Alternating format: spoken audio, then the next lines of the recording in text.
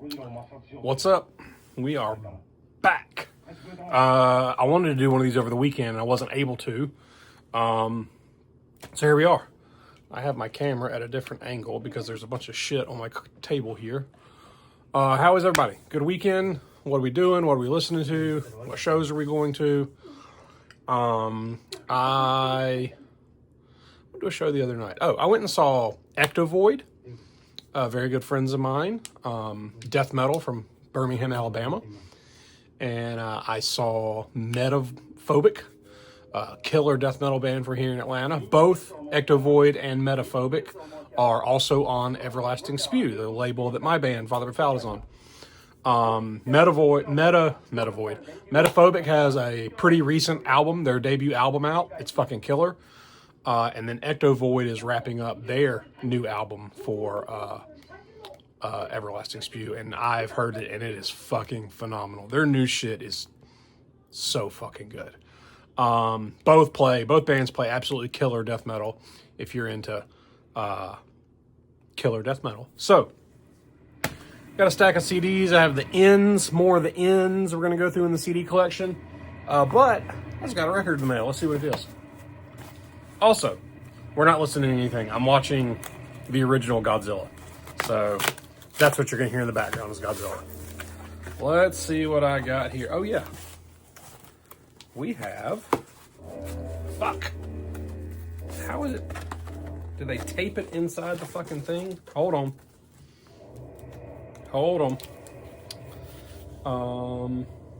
I need something to cut the tape with. There we go. Bear with me, people. I'm not professional at this. Okay. I have the score to Incimoid. Incimoid's a 80s sci-fi horror movie. It's low budget and shitty with rubber aliens, but it's fucking amazing at the same time. And I watched it semi-recently, and the first thing I noticed was like the music. It's fucking phenomenal. So I got online and I found this for like $12 or something. I got it on eBay. It says 36. No, I paid like $12 plus shipping. Black vinyl. But if you've ever seen Incimoid, you know what I'm talking about. If not, it's a low budget schlocky horror sci-fi movie. It's about people on another planet in a cave doing research, and the alien impregnates somebody. But it's gross and gory and goofy and shit like this, and Galaxy of Terror and Forbidden World. I love shit like that. So, Incimoid. Okay, let's look at the rest of, not the rest of the ends, but we're still in the kind of the middle of the ends. What we have first? NIL. I do not have my light on. Hold on. I'm fucking struggling today, y'all. Let's see here. There we go. NIL. Nihilism is liberation. Yeah, nihilism is liberation. So this was a project from Neil from Imperial. Neil Imperial from Krieg. Neil and some other guy.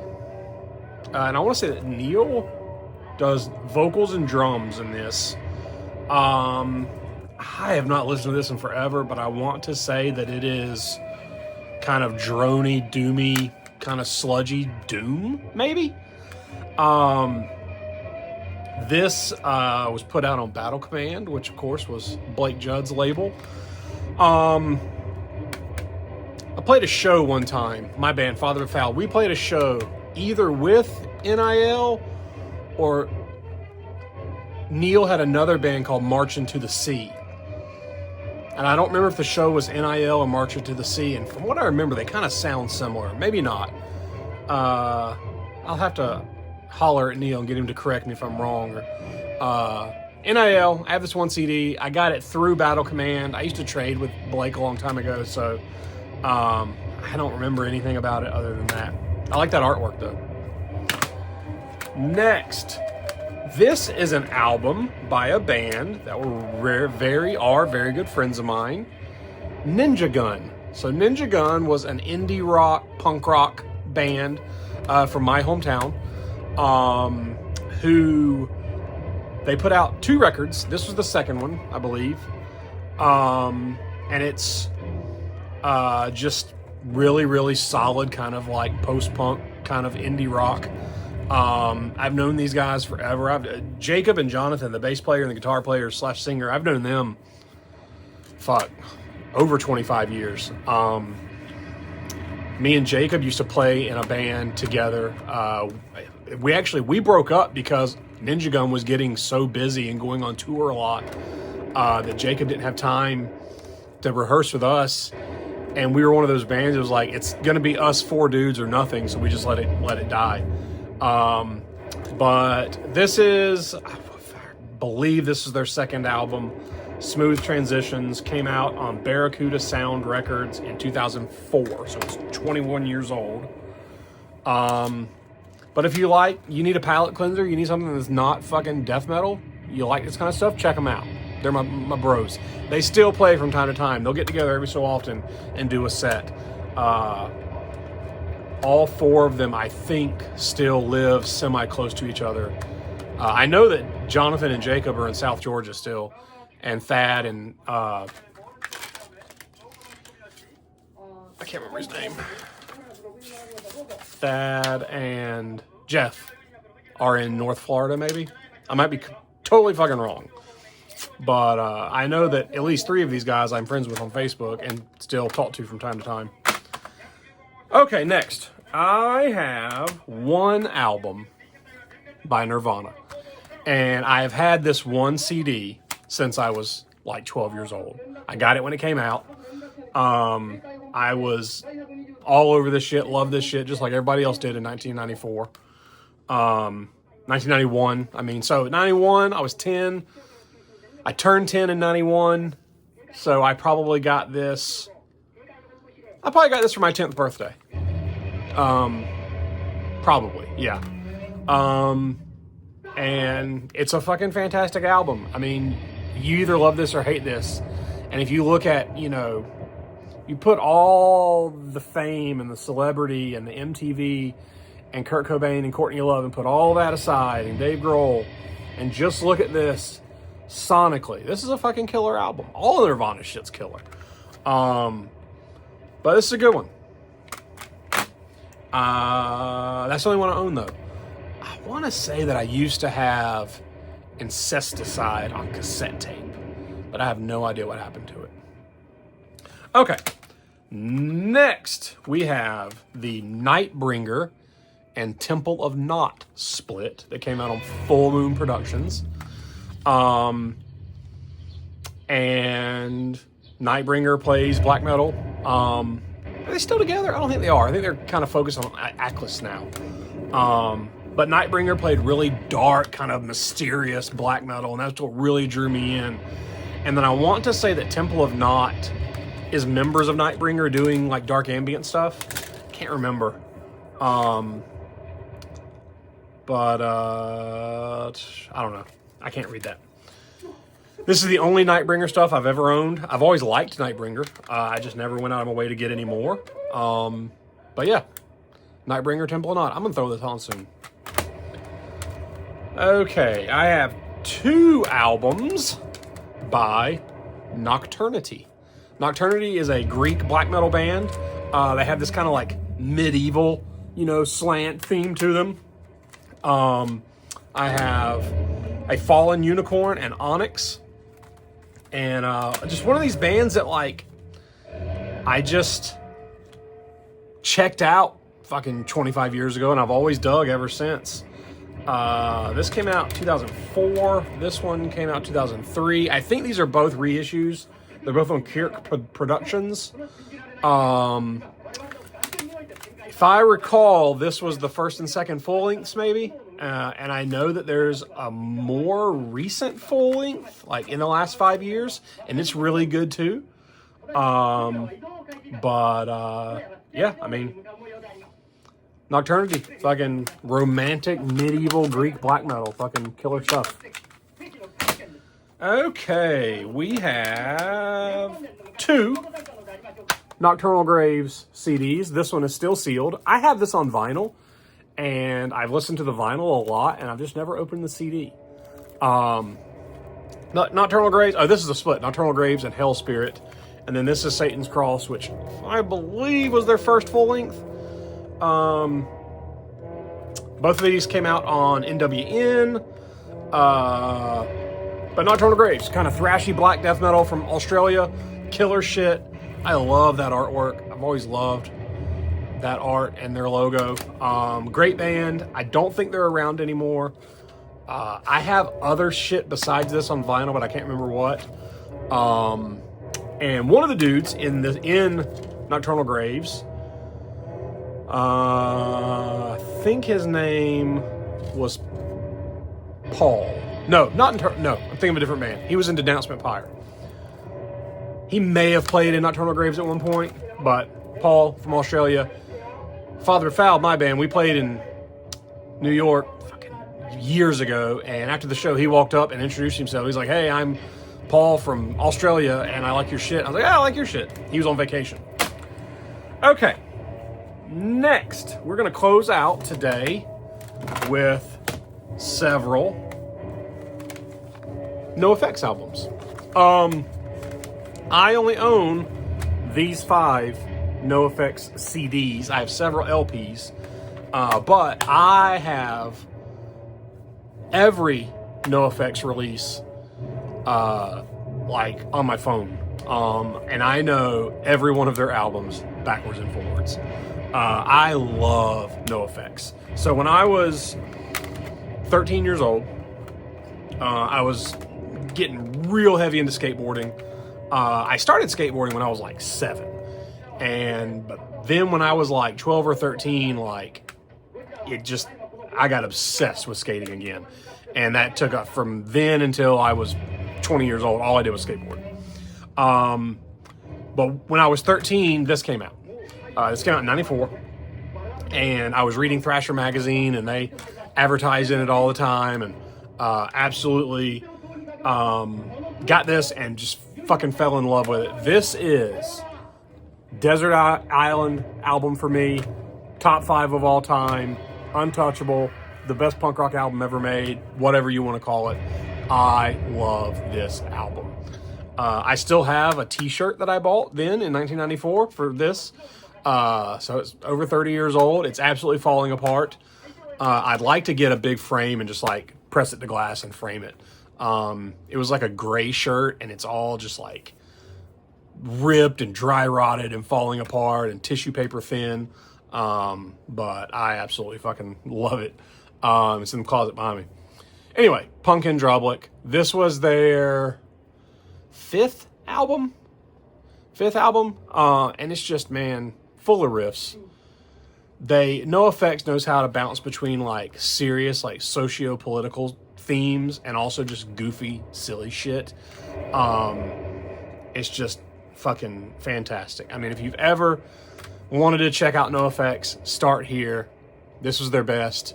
But they've also never put out a bad album. They don't have anything that I'm like, skip that one. I love everything. So let's see here. Pumpkin Drublic. If you go back to, okay, so I have Liberal Animation, and the Half Price Books sticker is over it. Liberal Animation was their first album. I think Liberal Animation was first, and then S&M Airlines was second. I may have that backwards, but I'm not as crazy about the first 2 albums.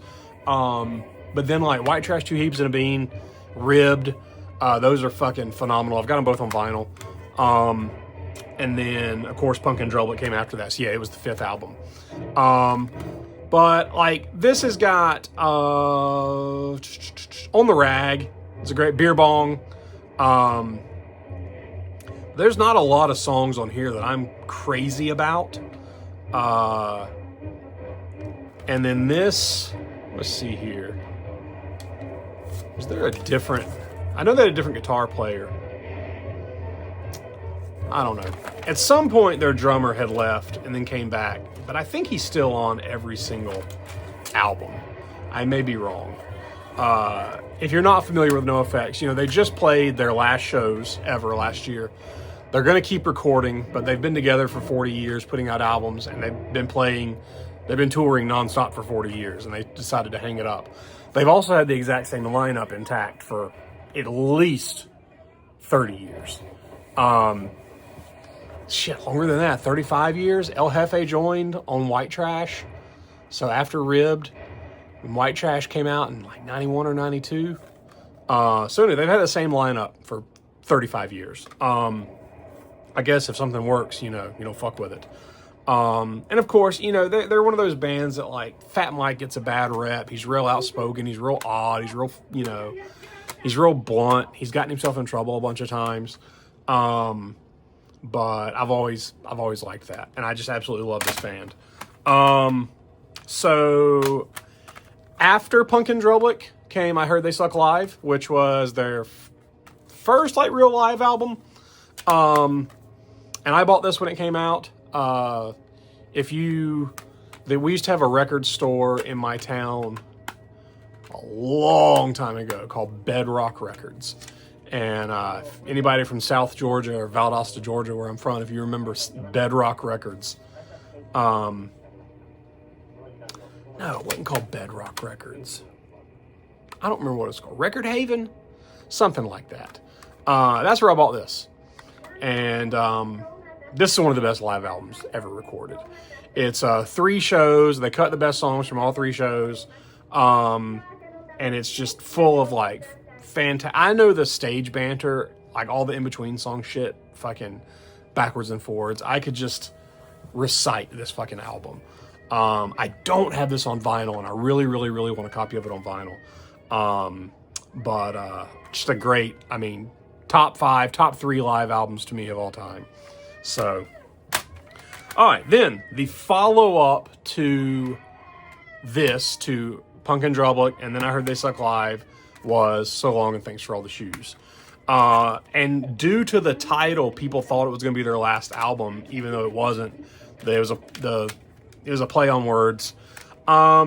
This is probably, I said, I don't have any albums that, like, I hate, I don't like, but this is one I don't go to a lot. And I'm wrong. This did not follow Punkin' Drublic. Heavy Petting Zoo followed Punkin' Drublic. So it's Punkin' Drublic, then Heavy Petting Zoo, then this. And I don't own Heavy Petting Zoo at all. I had a tape of it when I was a teenager, and I don't know what happened to it. And I remember one time I tried to buy a shirt, and my mom shut that shit down. If you've ever seen the cover of it, you know why. But this is a great album.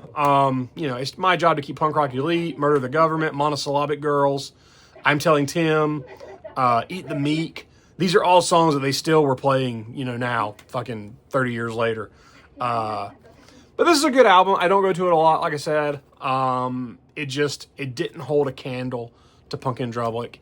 I wasn't crazy about Heavy Petting Zoo either. Then I just stopped paying attention to NOFX. After this one, they did Pump Up the Volume, and then album for the next 20 years. And probably, I don't know, 5, 6, 7 years ago, I started checking them out. And I started listening to them in order from where I left off. And they're all good. They're all fucking good.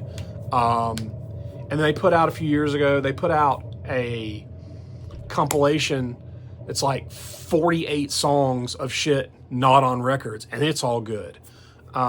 They've put out 207 inches, and all that shit's good.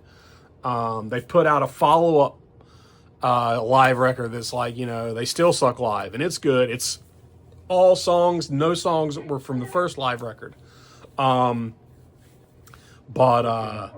Just absolutely one of my absolute favorite bands of all time. And eventually I'm going to get everything. I tell myself that whenever I see a NOFX record in the wild that I don't have, I'm going to buy it, and I've yet to come across one. So it's always Punkin' Drublic, Ribbed, you know, shit like that, which I have. Or it's one of the newer ones that's and it's fucking $40, and I'm not sorry. So I have one more. This was a comp called the Maximum Rock and Roll comp, and it is like early 7-inch demo shit from before their albums. I want to say that this is kind of like a glorified bootleg. It's put out on Mystic Records. But this thing, you could buy this in the mall. Like they were selling it like at the mall record store for $5 or something.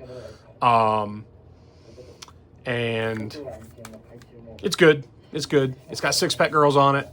Cups and Donuts. A shitty cover of Iron Man. Bunch of songs. I listened to this forever. I've always loved that art. I have a t-shirt with that art on it too. Anyway, NOFX. I could do an entire video about their disc. I could do a fucking hour-long video about their entire discography, but I'm only talking about the CDs I've got. So this is a CD collection video. I'm going to stop there. I thought I would have more to talk about. I'm trying to keep these around half an hour. We'll call this one short. So, but we got more ends. We might be able to finish out the ends on the next video. But let's talk about this stuff. Tell me what you like. Tell me what you don't like. And I'll be back with another one.